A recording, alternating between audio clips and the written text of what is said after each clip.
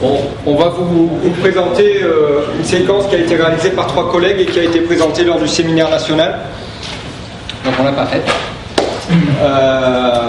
Elle utilise un petit système qui est une voiture motorisée, 4 roues motrices. Et la problématique, c'était comment améliorer la motricité du modèle réduit de la voiture 4 roues motrices en phase d'accélération. Alors vous voyez les objectifs, on va passer vite puisqu'on est un petit peu en retard. On va faire rapidement. L'idée c'est simplement de vous retranscrire ce qu'a voulu faire l'équipe qui a rédigé ce travail. C'est simplement pour replacer ça dans le contexte de la progression au fur et à mesure des semaines, en montrant les activités qu'ils ont choisies en fonction de l'objectif qu'ils voulaient atteindre. Donc on va aller assez vite, on ne va pas rentrer dans l'aspect très technique de la séquence, mais plutôt dans son aspect organisationnel. On vous donnera les fichiers s'il faut à la fin. On retrouve tous les centres d'intérêt, tout ce qui a été présenté tout à l'heure. Une image du modèle réduit. Les centres d'intérêt concernés, c'est vrai qu'ils sont nombreux à chaque fois. Bon, c'est un récapitulatif de tous les centres d'intérêt ou sous-compétences qu'on a pu présenter tout à l'heure. Et l'idée, c'est comme d'habitude de caractériser les écarts entre le modèle souhaité, le modèle simulé, le modèle réel. Donc en fait, on va passer rapidement. La séquence en fait se décompose sur 4 semaines.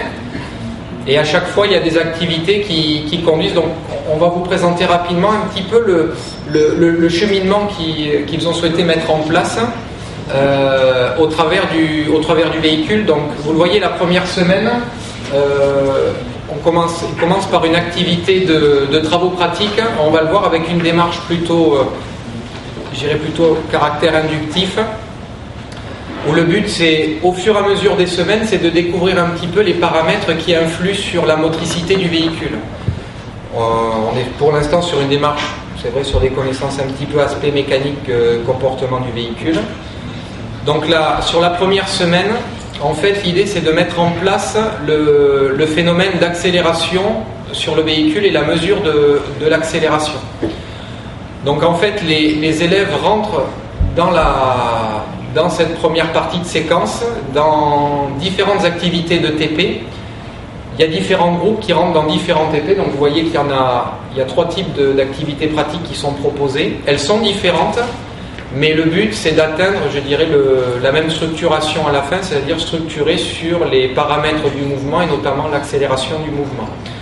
Donc on a 3 activités différentes, donc je passe relativement vite. La première, c'est d'arriver à déterminer de manière relativement expérimentale, de déterminer l'accélération de la voiture. Donc la première activité qui est proposée aux élèves, c'est de filmer de profil le véhicule, et grâce à un logiciel qui s'appelle Lattice Pro, on a moyen d'exploiter la vidéo de déplacement qui filme le déplacement du véhicule, de mettre en place une série de points. Donc le logiciel est capable de mettre en place une série de points à intervalles réguliers, et donc on est capable de retranscrire ensuite, donc à travers le logiciel, donc je vous passe les détails. On a le mouvement en fait, le mouvement en fonction du temps tout simplement. On arrive à retrouver l'accélération du véhicule. Donc ça, c'est la première activité qui est proposée aux élèves. Donc une certaine partie des élèves va rentrer dans l'activité pratique par cette activité-là.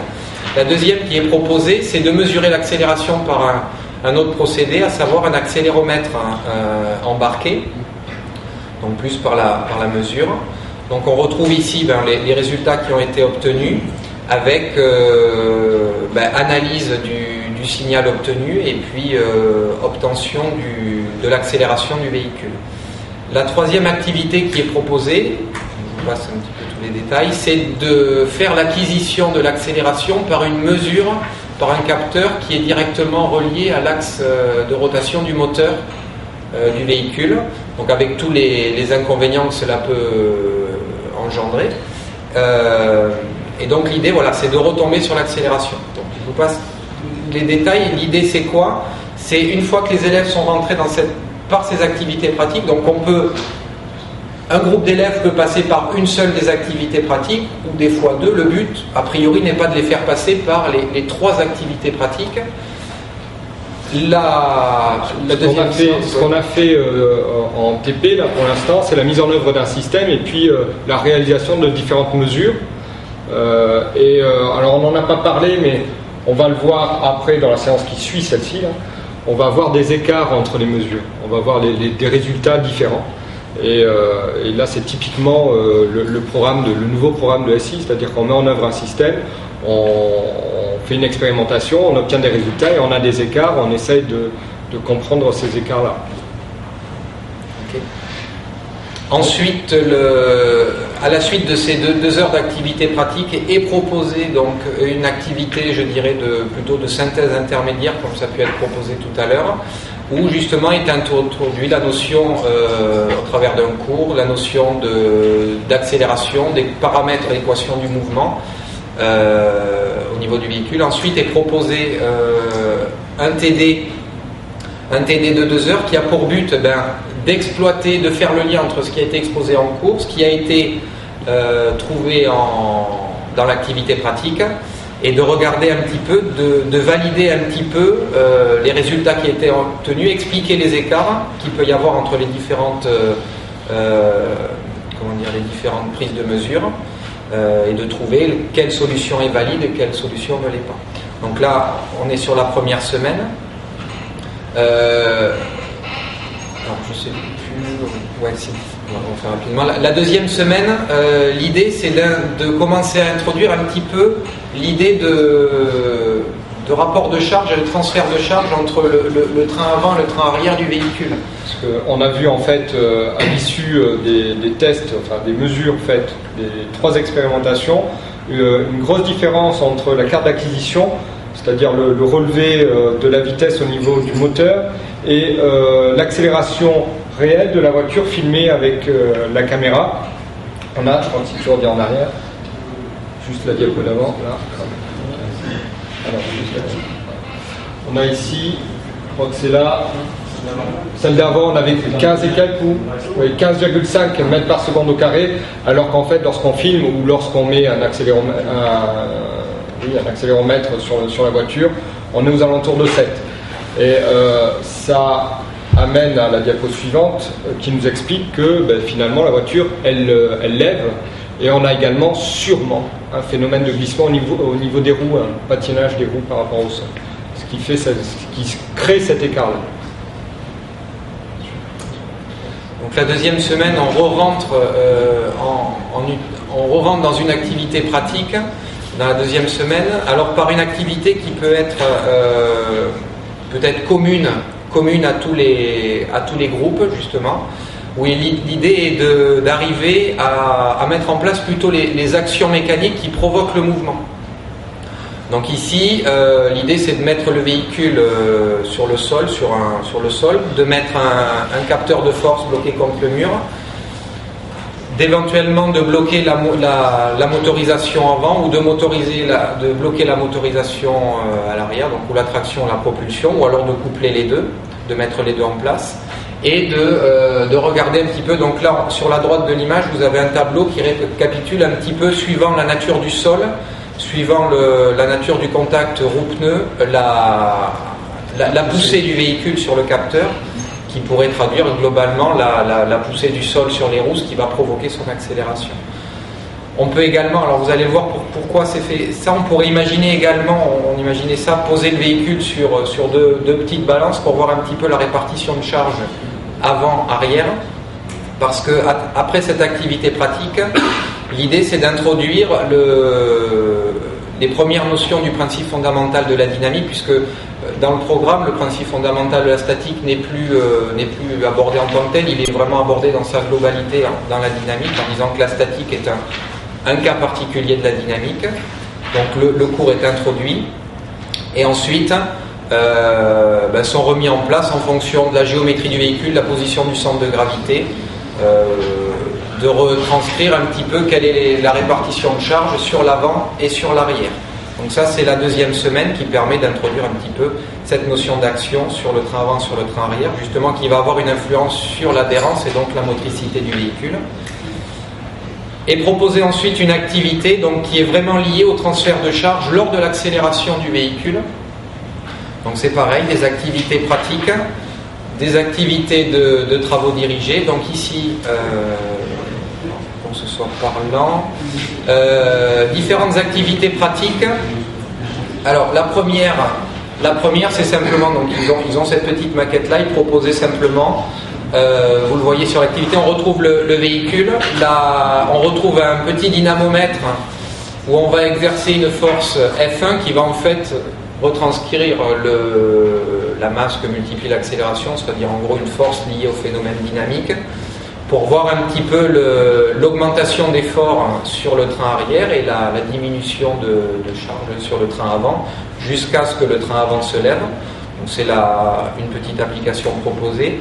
La deuxième, c'est d'arriver, alors ils mettent en place un capteur optique au niveau de l'aileron à l'arrière, et ils vont effectuer une mesure de l'abaissement de la distance entre le capteur et le sol pour voir l'abaissement du véhicule à l'arrière, et ensuite ils vont charger avec des masses l'arrière du véhicule de manière à voir quel effort il faut pour retrouver l'écrasement de la suspension. L'idée étant de voir un petit peu le transfert de charge qu'il y a eu entre l'avant et l'arrière au moment de l'accélération. Et puis ensuite, l'activité se prolonge en récupérant ce qui avait été vu en cours avant sur le principe fondamental de la dynamique et en remettant en place l'accélération pour étudier au travers d'un travail dirigé le transfert de charge qu'il y a entre l'avant et l'arrière. Et le deuxième TD, donc vous voyez, on passe d'une activité pratique en cette troisième semaine, une activité pratique à une activité de TD, c'est-à-dire que le cours a été fait en deuxième semaine sur le principe fondamental de la dynamique. Donc un TD plutôt calculatoire et puis un TD alors, de simulation qui permet, grâce à des logiciels, alors je pense qu'ici c'était Motion, mais on peut le faire avec Cosmos, Mecha 3D ou je pense MATLAB aussi permet de le faire, je ne sais pas si c'est dans son champ d'action. L'idée, c'est par une simulation d'essayer de remettre en place le modèle de transfert de charge avec au repos et puis au moment de l'accélération pour voir le transfert de charge entre l'avant et l'arrière. Donc, c'est pas pour vous présenter tous les résultats, tout ça, c'est pour vous montrer un petit peu la trame et montrer que dans la séquence, le but, il y a une problématique au départ et pour l'atteindre, eh bien, l'idée c'est d'adapter en permanence l'activité à l'objectif qu'on souhaite. Toujours l'écart, hein. Là cette fois-ci on a une simulation et on a une valeur qui est à 7 mètres par seconde au carré. Donc il y a toujours cet écart entre ce qui a été mesuré sur le réel, qui était à 7,35 je crois. Et on revient sur quelles sont les différences, pourquoi c'est différent. Alors la quatrième semaine, il y a la modélisation du démarrage de la voiture ramenée avec une simulation sur l'arbre moteur. Donc il faut ramener un petit peu toutes les inerties sur l'arbre moteur. Et cette simulation, je vais vous présenter après, mais pas trop parce que je me dépasse un peu, je l'avoue. Avec une simulation sur le type de MATLAB où on resimule un petit peu le moteur avec une charge et une inertie. Simplement pour vous préciser la structure de la quatrième semaine, c'est-à-dire qu'il y a encore une simulation, mais plutôt au niveau simulation moteur, avec une charge.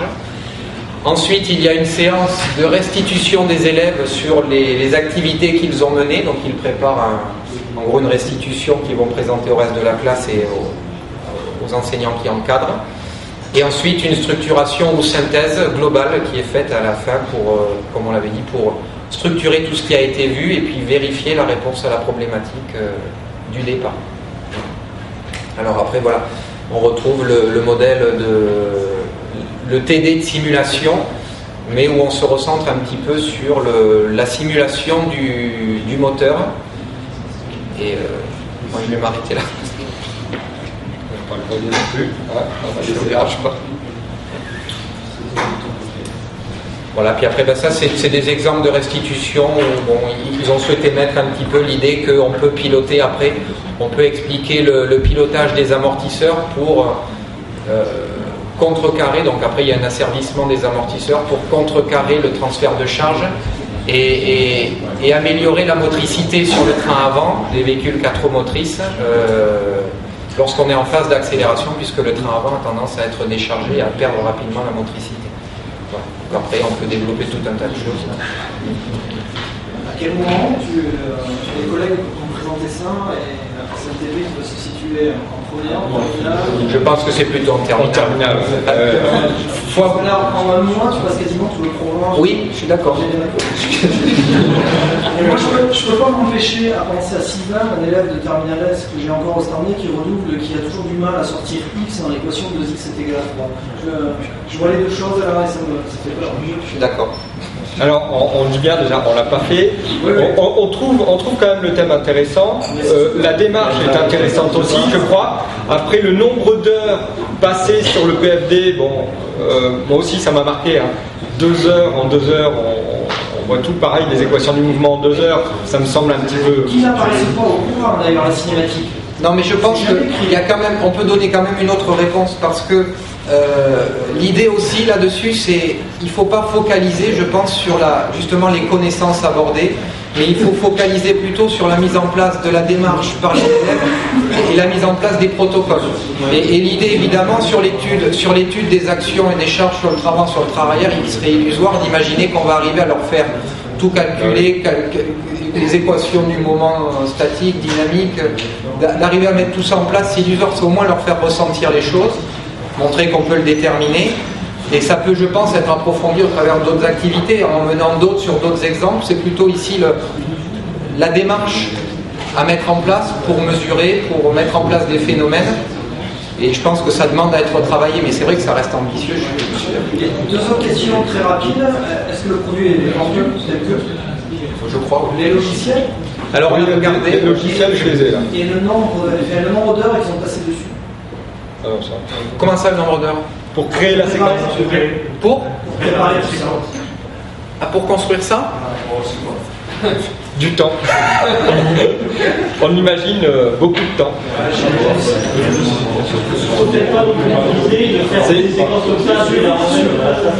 C'est quand même une séance qui dure 4 à 6 semaines.